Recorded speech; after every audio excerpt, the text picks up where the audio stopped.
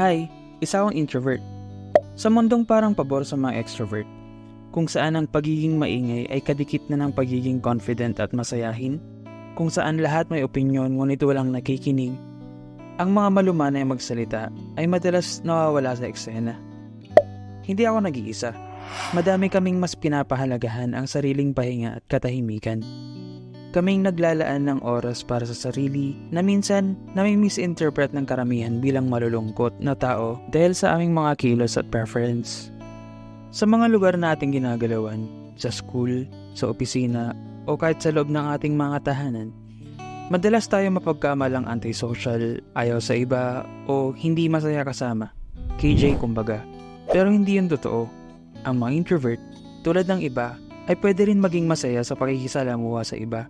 Hindi nga lang sa mga sobrang ingay na lugar na puno ng maraming strangers. We love music, but we hate noise.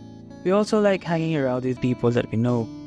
Pwede mo kami makasama sa movie marathon or chill coffee time with deep, meaningful conversations. May scientific theory para dito. May dalawang importanteng chemical sa ating utak, ang dopamine at acetylcholine. Ang dopamine ay parang boost ng energy kapag nagtitake ng risk o pag may nami-meet na mga bagong tao, at ito ang nagpapasaya sa mga extrovert. Sa kabilang banda, mas sensitive naman ang mga introvert sa dopamine at madaling ma-overstimulate. Ito ang dahilan kaya mas gusto natin yung gradual na pag-release ng acetylcholine sa utak natin.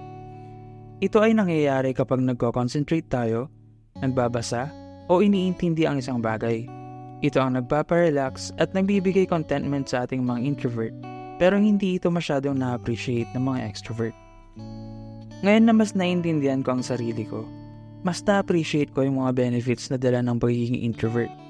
Instead na pilitin ang sarili magsalita para mapansin, nakikinig ako ng mas maigi and I make sure na may kabuluhan ng mga sasabihin ko. Konti lang mga kaibigan ko, pero alam ko na totoo at nandyan sila whenever I need release. Na-enjoy ko ang pag-iisa. Dito, kumakalma ang gulo at ingay na dala ng maghapon. Dito ako nagkakaroon ng peace, nakakapag-isip-isip, at i-process ang mga nangyari sa nakalipas na oras. Nakakapag-recharge din ako ng social battery para sa susunod na araw ng pakikisalamuha. Kaya ko rin kumain mag-isa. Dito ako medyo nauugulan sa ibang tao. Ano ba ang masama sa pagkain mag-isa? Ni minsan kasi hindi pumasok sa isip ko na may mga tao palang kawawa ang tingin sa mga taong kumakain mag-isa. Sa na yung ibang post tungkol dito ay sarcastic na lang at ginagawa na lang katuwaan. Pero the fact that it became a thing just shows na madami pa din ang hindi aware na may mga tao talaga na kaya o mas prefer mapag-isa. Na-appreciate ko yung mga occasional gathering sa opisina kapag may nagpapakain, yung may masaya at malakas na kwentuhan na may kasamang tawanan ng mga office mates, malakas na tugtugan sa mga Christmas party. Pero sa mga tahimik na lugar ko talaga nararamdaman yung tunay na saya. Ang peace and quiet, doon ako nakokontento. Ramdam ko yung katahimikan na bumabalot sa katawan at nagpapakalma ng isip. Gusto ko sanang mas maraming tao pang makaunawa sa introversion at mga katangian na taglay natin. Sa ganung paraan, maiiwasan natin ang mga misunderstanding at pagiging judgmental sa isa't isa, and we can respect our differences as individuals.